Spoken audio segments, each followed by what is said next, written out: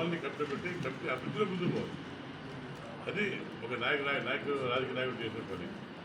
అది కాకుండా ఇవాళ ముస్లిం సోదరులను నేను కూడా విస్తారంలో దండ వేసినట్ట అది ఖండిస్తున్నాం. దాని మీద యాక్ట్ తీసుకోవాలని మేము కోరుకుంటాం. దాని మీద యాక్ట్ తీసుకోవాలి, కమిషన్ యాక్ట్ తీసుకోవాలి. దానికి సంబంధించి ఈరోజు చేసిన వాళ్ళని యాక్ట్ తీసుకోవాలి. నెక్స్ట్ కమిషన్ తీసుకొని వాళ్ళని కేసు పెట్టాలి. మా డిమాండ్ తెలిసిపోతుందా అది చట్టానికి చాలా విరుద్ధం. తెలుసుకోవచ్చు కానీ పార్టీకి ఇవ్వడం పార్టీ జరగడం చాలా తప్పుల మీద కేసు పెట్టి సంవత్సరాలు కేసు పెట్టి యాక్ట్ తీసుకోవడం రిక్వెస్ట్ చేస్తాం. ఎవరు చేయలేదు. ఏది ఎలక్షన్లో నిబంధనలు పార్టీ పెట్టిస్తారని కేసు పడాల్సిందే. కానీ ఎవరు కేసు పడాల్సిందే, ఎవరు పడాల్సిందే.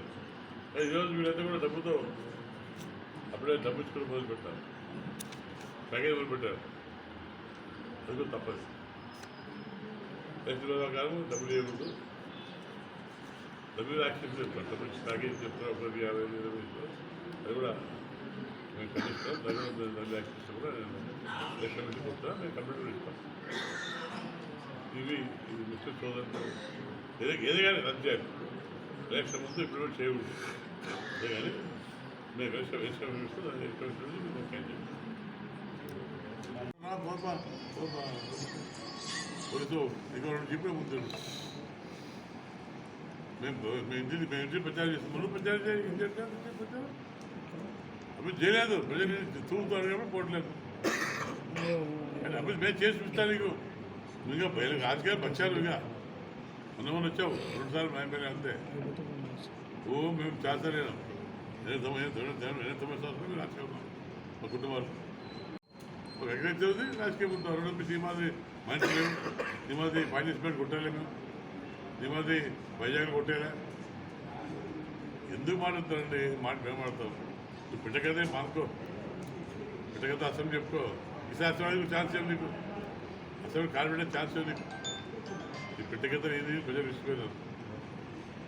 ఇప్పుడు యథార్థం మాట్లాడు. నేను ఇప్పుడు రాజకీయం యథార్థం మాట్లాడు.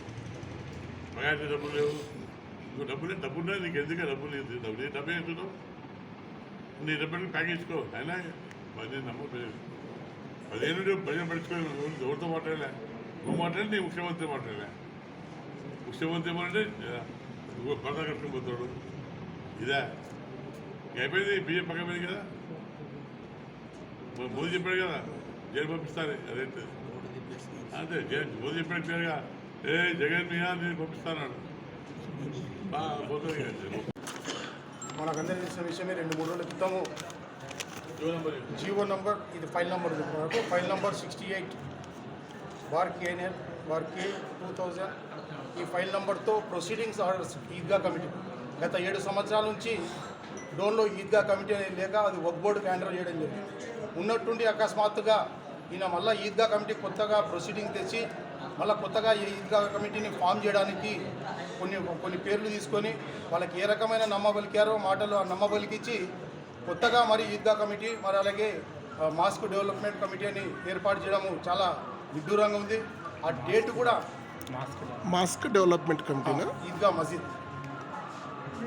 మసీద్ మరియు ఈద్గా కమిటీ